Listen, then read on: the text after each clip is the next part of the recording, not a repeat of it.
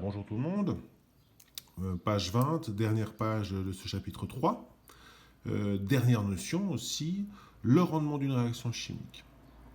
Qu'est-ce que c'est que le rendement? Finalement, c'est une comparaison entre une quantité dite réelle, obtenue en laboratoire, obtenue par une expérience, euh, et nous comparons donc à une valeur théorique, stoichiométrique.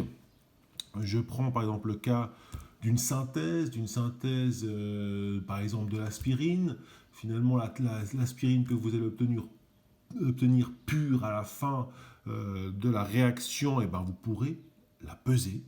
Vous aurez donc une information quant à la quantité de produits obtenus, mais vous savez aussi la quantité de réactifs mis en jeu.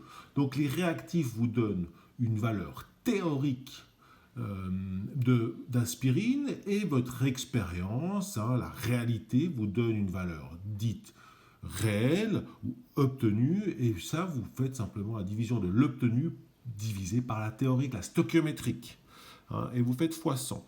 Donc là, le cas, donc le rendement de la réaction est le pourcentage véritable, le pourcentage obtenu comparé au maximum que l'on pouvait espérer, qui représente 100%. Donc c'est naturellement, si je reprends le cas de l'aspirine, si vous calculez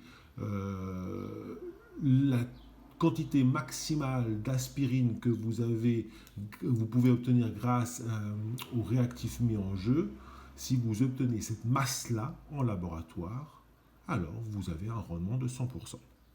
Ce qui est extraordinairement rare, voire quasiment jamais rencontré. Vous n'avez pas de rendement de 100%, vous avez toujours des pertes, surtout dans les purifications. Les purifications de produits après réaction sont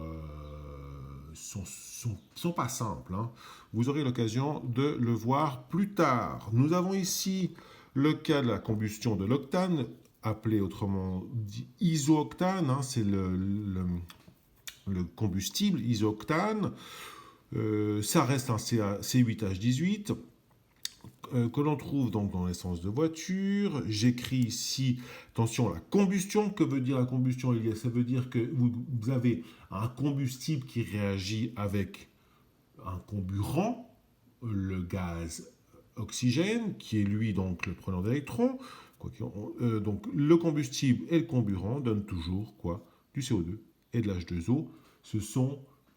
C'est donc la description d'une combustion globale, totale, et à partir du moment où on vous dit combustion, vous devez mélanger le combustible avec le comburant, et vous savez que la réaction va donner uniquement du CO2 et de l'H2O.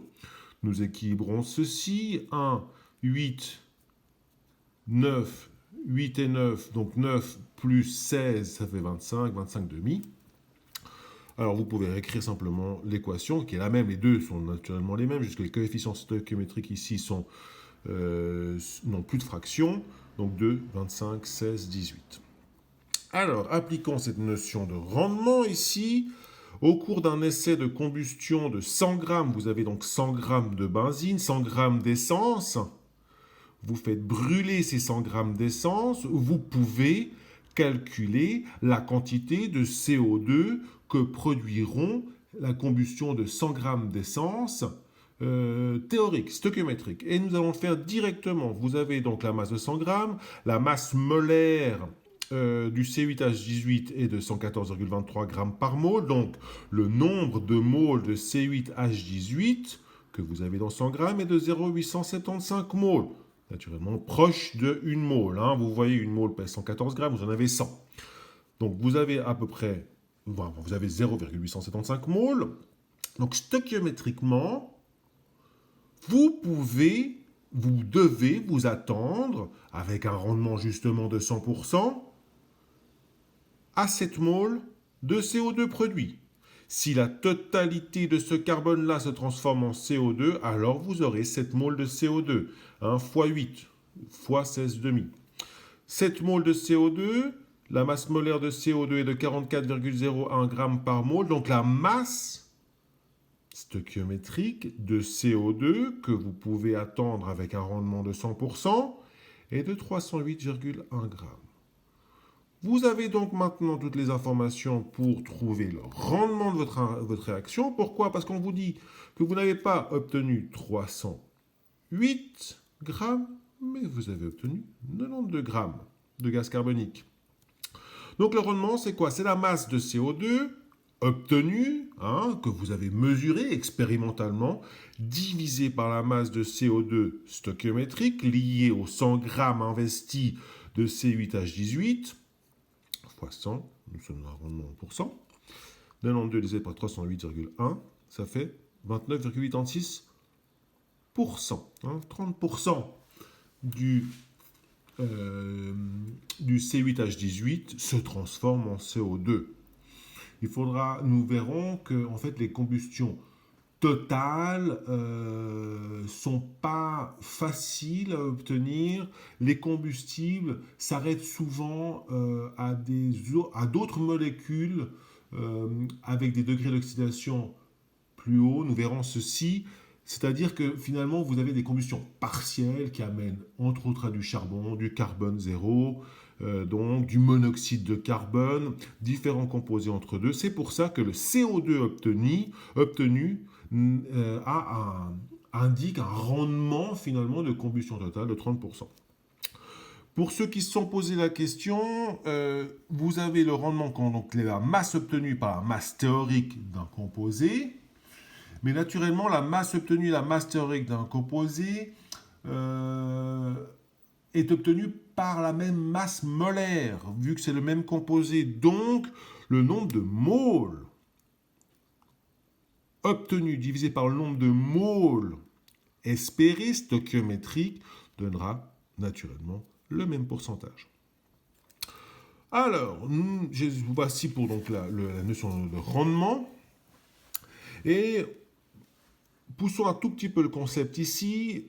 Un rendement d'une réaction, c'est donc, je prends ici la réaction de A va sur B, et bien la quantité de moles obtenus réellement de B sur celle espérée ou stoichiométrique, en partant du principe que A se transforme en B, 1A se transforme en 1B, eh bien, se caractérise par B sur A. B sur A veut dire autrement B, ce qui a été obtenu, divisé par A, ce qui était espéré. C'est le A qui se transforme en B, mais c'est avec un rendement de 100%. Là, nous indiquons qu'en réalité, le B obtenu, divisé par le B théorique 100%, donc le A, c'est 0,75.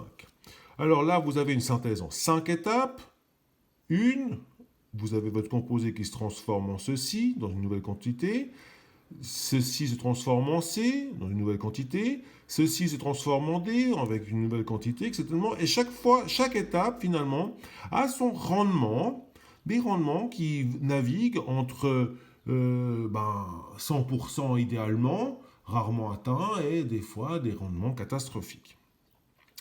Donc là, ici, on nous dit que le rendement de la première étape est de 75%, c'est-à-dire que vous perdez 25% de votre quantité théorique. La deuxième opération a un rendement, elle, de 62%. Donc dans cette deuxième opération, vous perdez à nouveau 38% finalement de la quantité que vous aviez de B.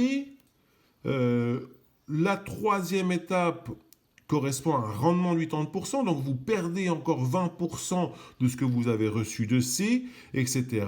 La question est calculer le rendement final de la synthèse.